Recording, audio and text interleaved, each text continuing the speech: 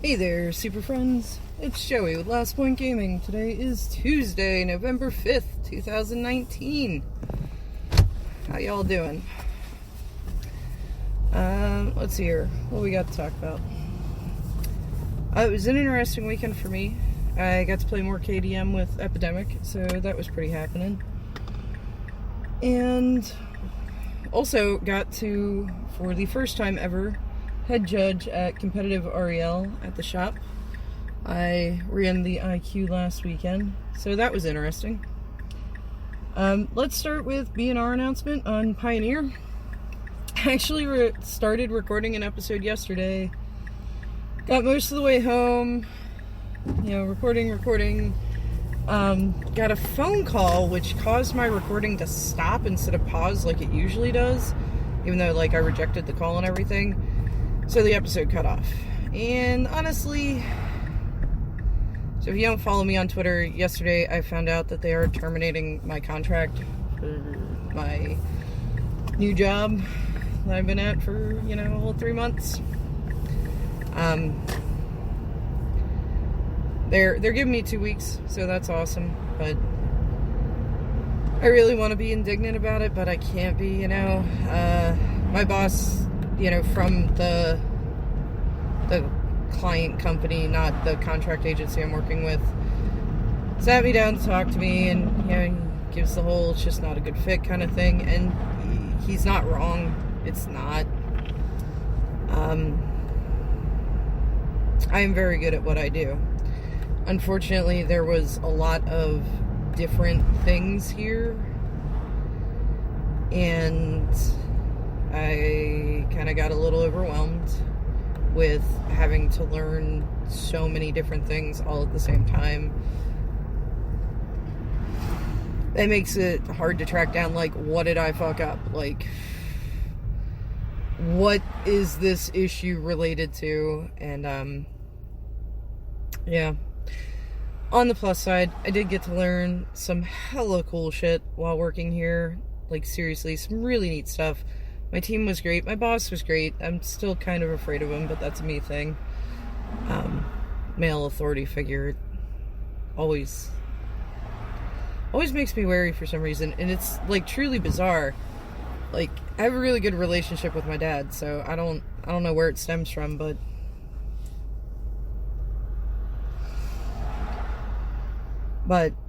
it was a good experience, albeit short-lived.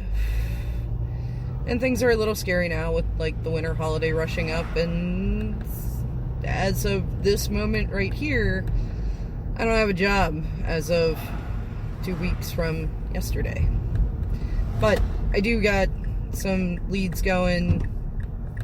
I still have, contacts elsewhere in my field that are putting out inquiries for me and everything, so, and the contracting agency I'm working with has been, just fantastic about it. They have 2 gigs, on their roster that they're looking to fill that they think I could be a good fit for, so they're referring me on for those. So, I'm pretty sure I'm gonna land on my feet, but yesterday there was a lot of, start talking about magic stuff and divert back into, oh shit, I'm screwed. Cried a little bit last night. Poor husband. He didn't marry a crier,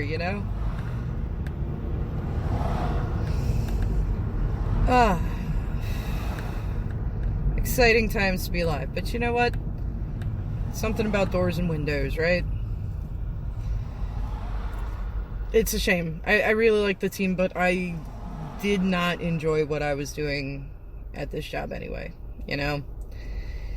And I was really struggling to get up to speed on just a whole bunch of new. They do things so completely differently, and I guess that's the problem, when you spend 5 years working on one project, you get to know how things work on that project, and sometimes it causes some difficulty in figuring out how to abstract that into something else. But anyway, all said and done, that's all we're going to talk about it today.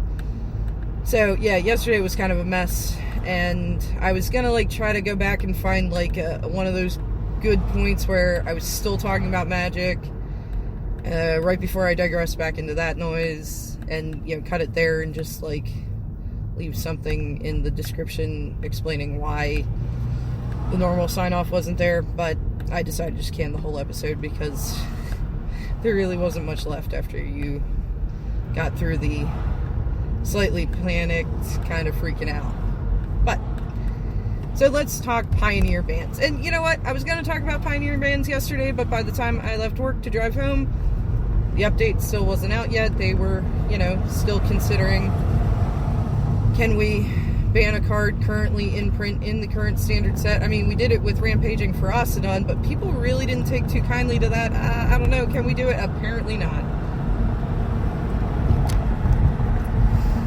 So, the BNR announcement didn't go up until pretty late. And, I know there are a lot of people that are like, hey, cut them some slack, but I'm afraid, not on this one. BNR announcements come out around 10 a.m. Eastern time, generally. And I feel like treating Pioneer differently is problematic. Especially, since there's already been a major tournament announced of the Pioneer format coming up relatively soon. And I get it's an SCG tournament, it's not a mothership tournament, so maybe they are deliberately trying to fuck with them, or maybe they're like, it's not our tournament series, it's not something that we're going to take into consideration when we do this. But I feel like there shouldn't have been discussion yesterday about it. They should have known what they were going to do before announcing that there would be a BNR announcement. That's just me. You want to cut them some slack?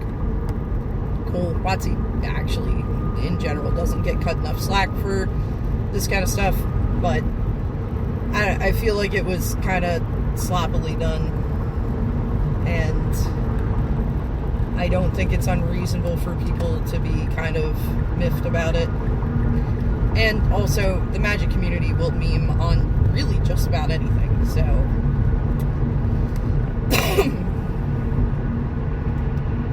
so our bans are Felidar Guardian, instead of Saheeli, Oath of Nissa, and Leyline of Abundance. Now, a lot of people are like, what the fuck is Leyline of Abundance? Leyline of Abundance, I can actually see as a valid thing to ban if you're trying to not shut down Devotion decks, because I'm kind of assuming when we go back to Theros, there's the Devotion mechanics going to be back, and there may even be a reprint of Nykthos. Because Nykthos was the only good card in Born of the Gods. Born of the Gods sold like shit. And in fact, for a while there, you could pick up boxes of that shit for $30. So, I'm kind of feeling like there's going to be a reprint of it since we're going back to Theros. It's still on flavor and everything. I'm not going to lie, I was kind of annoyed there wasn't a reprint of Cavern of Souls when we went back to Innistrad. Nykthos isn't going to sell Masters boxes. Unless it's Pioneer Masters, but it's not really used in Modern. Every once in a while a Fringe deck pops up, but nothing Tier 1 or Legacy or Vintage or any of those formats. Maybe it's used in Commander, I really don't know. I know shit about Commander, we all know this. So, printing it in a standard set around the announcement of Pioneer makes sense. And if that's the case, they definitely don't want to ban that card in Pioneer, because end of the day, WotC's main job is to sell boxes of cards, right? We all know and accept this. Plus, it turns off those fun Devotion strategies for all the other colors. Just because green's a big stompy jerk doesn't mean black, blue. Yeah, okay, black and blue are really the only other two practical Devotion colors. There's no real payoff for mono white Devotion as far as I understand. Like, mono red devotion requires you having a bunch of crap on the battlefield, and that's not generally how mono red rolls. Like, if mono red has a bunch of shit on the battlefield that is living, it's already doing what it wants to do. But like mono black devotion, it'd be great to see a gray merchant deck pop up again. Like, yeah, I'm just gonna kill you by playing a creature. Yay! Mono blue devotion, of course, there's not really a payoff like with gray merchant in mono blue. But the more mana you can generate, the more you can draw cards and counter spells and, you know, just kind of be the fun police. Also, mono blue tends to have like some real low end, real weak, low CMC creatures, but their real power is generally in the BFCs at the top end, which are insanely expensive because they all have, you know, additional abilities that make them good. You know, aside from being a giant beater. So, I really approve of them going after the Leyline as opposed to Nykthos. I think that's a good call. And that Leyline does get pretty crazy when you have as many mana dorks available to you as we do in Pioneer. Making them all tap for double mana makes that activated ability to put a +1/+1 counter on all your shit, like, just so much easier to get to. So I think Leyline of Abundance is a good call to slow down the green devotion deck. I can see why they went Oath of Nissa over Once Upon a Time. I know that's really been a kind of head tilt point for people. But Once Upon a Time is only free once. After that, it's 2 mana. Whereas Oath of Nissa is always 1 mana. So I feel like, well, and then Oath of Nissa also plays into your devotion because it's a green mana symbol on the battlefield, which is really about the only effect it has on the battlefield. But Once Upon a Time just doesn't do that because it's an instant. So now you can play it at instant speed, whereas Oath of Nissa has to be played at sorcery speed. So there are trade-offs on either side. I'm assuming they didn't want to take them both. And yeah, from where I'm sitting, Oath of Nissa is probably the right call there.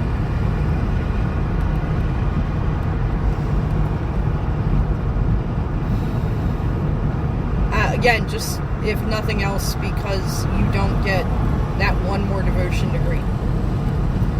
So I did get to watch a couple rounds of Todd Anderson just raffle stomping with the mono green devotion deck.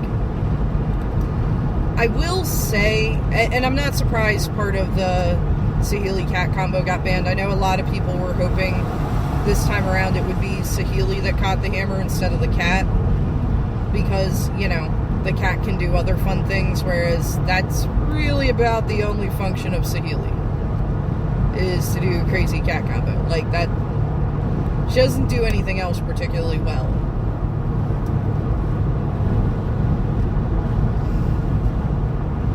But I still think Pioneer hasn't been given enough of a chance to form a meta yet to be responding like this, but we did know, they did state that they planned on being very aggressive with bans to try to shape a healthy format. And I still maintain I think this was the better way to go than the preemptive banning that they did when they started the modern format. Because again, it's much easier to make an argument for why a card should be banned than it is for why a card should be unbanned. Like, is Splinter Twin, like, if they unbanned Splinter Twin, would it have the stranglehold on the format it did before? I mean, Saheeli Cat didn't make it. People tried, and she was a blip on the modern radar for a hot minute, and then got dropped like a hot potato. Like, it didn't work out. And Splinter Twin is effectively the same thing. It may be a faster clock, though. Like, I know the creature of choice to enchant with Splinter twin was Deceiver Exarch.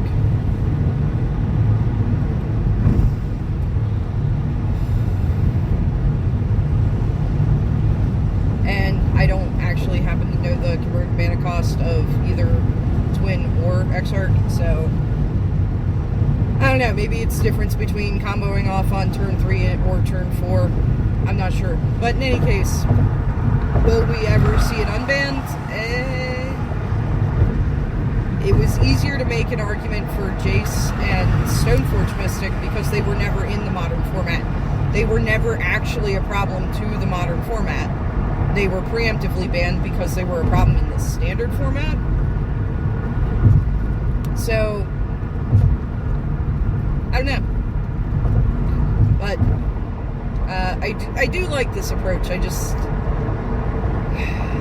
don't know. I feel like the format needs a little more time to breathe. And also, I think we all need to accept that Oko and or Teferi is busted in that format.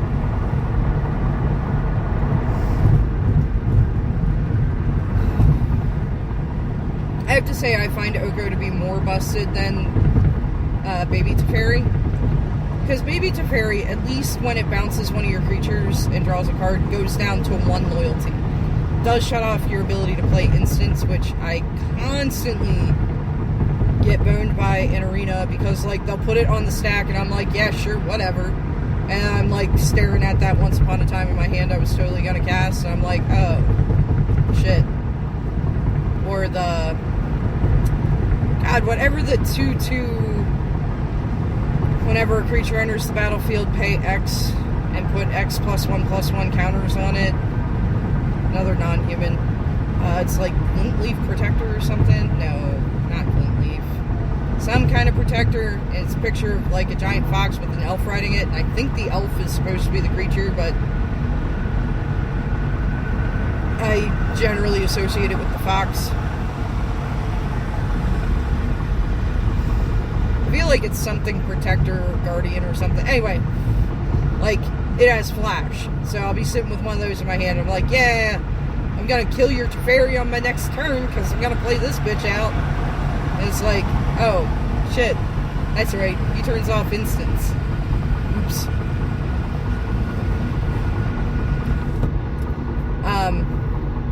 Yeah, I don't like Baby Teferi, but at least...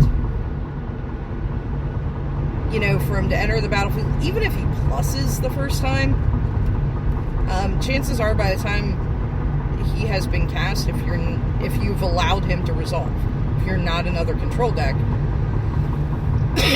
even with a plus, you're still in a good position to kill him the next turn. Just Oko, God, it's just so powerful. Especially because you probably had a stupid goose to get him down turn 2, so you have a blocker too.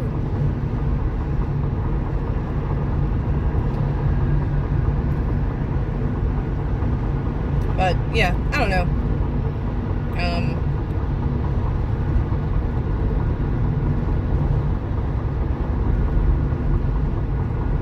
So, we'll see how the format changes from here, and hopefully we're not going to see an excessive amount of bans in the next, like, month. I mean, personally, yeah, I have a grudge against Oko, and so lean towards the side of banning him in pretty much any format that's like, he might be problematic. Yeah, he probably is. But I feel like if you felt the need to ban the Saheeli Cat combo, that Modern didn't, or Pioneer did not have enough answers for that combo, Oko probably needs to go as well.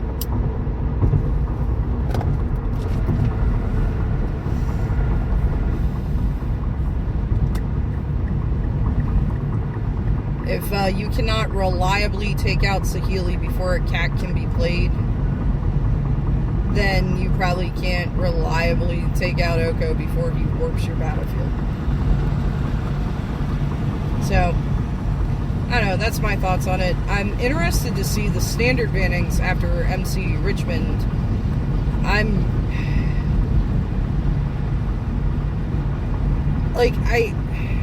I want to see Oko banned because he is destroying the standard format, like, single-handedly.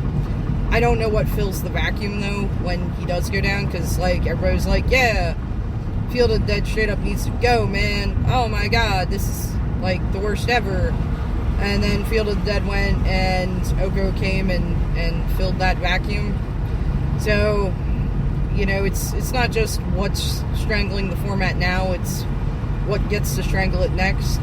I feel like Oko should have been preemptively banned when they banned Field of the Dead.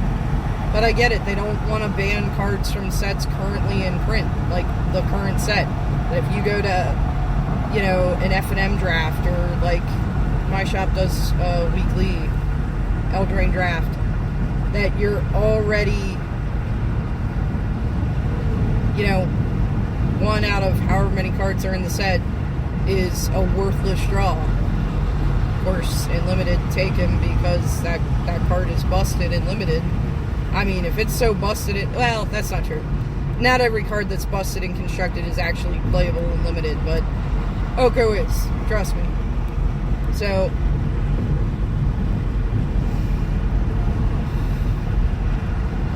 you know, I get their reluctance to ban a card in the current draft set, but it's just making Standard miserable. So unless they're trying to actively push players to Pioneer, which has never really been WotC's jam, just because they make the bulk of their money off of Standard players as far as paper is concerned, because they need to buy more product every format. And the format doesn't just change on rotation. Every new set that comes out has a chance of completely invalidating your deck. So Standard players keep Standard boxes getting opened, either by them buying boxes or by dealers buying boxes to crack to have singles to sell. That's their bread and butter format, so I doubt they're actively trying to push players out of it, because if you have no one playing Standard, well, then what do? Just go to all Master sets all the time?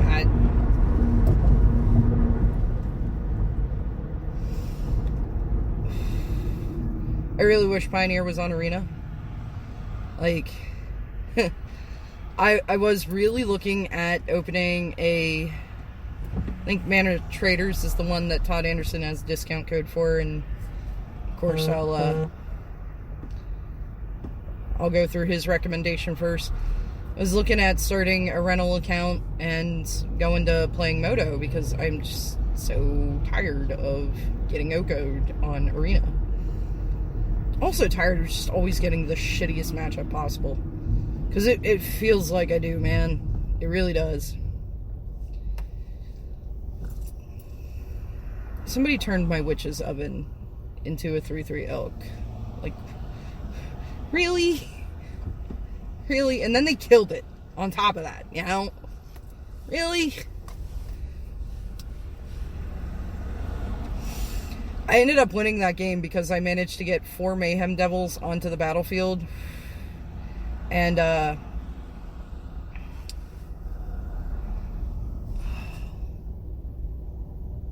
didn't manage to activate a priest. How did it...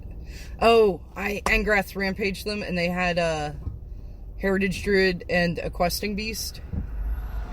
So they sacked the Heritage Druid, of course. They're not going to sack the Questing Beast, and I just dealt all 4 points of damage, all 4 pings from my 4 Mayhem Devils to their Questing Beast. And guess what? 4 Mayhem Devils on the battlefield when they don't have a blocker is 12 damage swinging in. I don't even need to keep stacking stuff. I do love the Bombcat deck.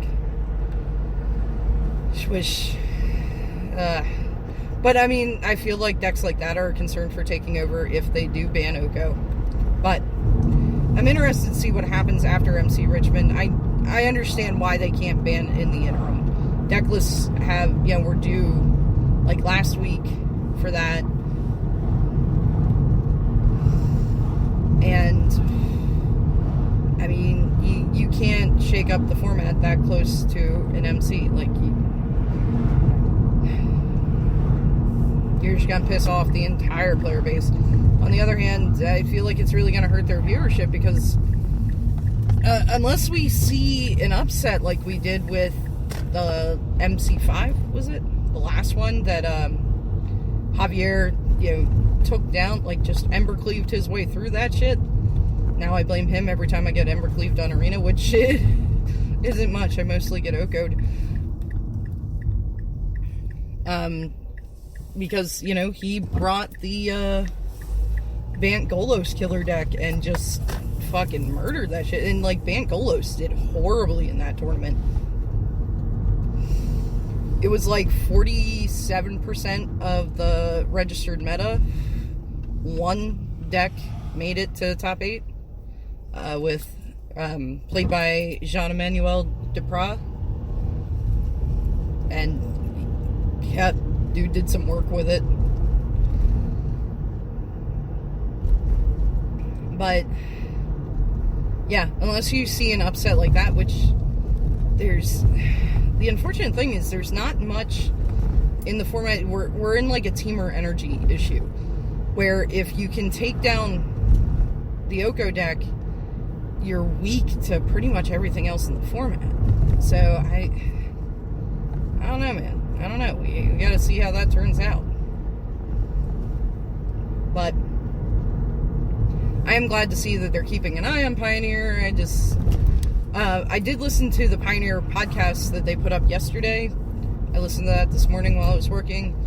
And I do like Tannen's idea of, like, saying, hey, this card's on our radar, so... But that also, just creates a whole other, like, game theory kind of problem with the secondary market. So, I don't know. I think anybody who bought into Saheeli Cat because they thought it wasn't going to get banned probably wasn't in a good headspace. Like, I think we all could have called shot that one. But that's all I got for today. As always, if you made it this far with me, thank you very much for listening, and hopefully I'll talk to y'all tomorrow. And my plans this week is, at some point, I'm going to go over... Epidemic started a brand new KDM campaign for me to play in with him. His is still waiting in the wings, but... we started from the beginning, so that was neat. And I also do want to talk about head judging this IQ, because that was a really fascinating and, in the beginning, somewhat terrifying experience. So, those are my plans for this week. We'll see what else pops up in the Magic community, because something's always going on there. But yeah, as always, if you made it this far, thanks so much for listening, and hopefully I'll talk to y'all tomorrow.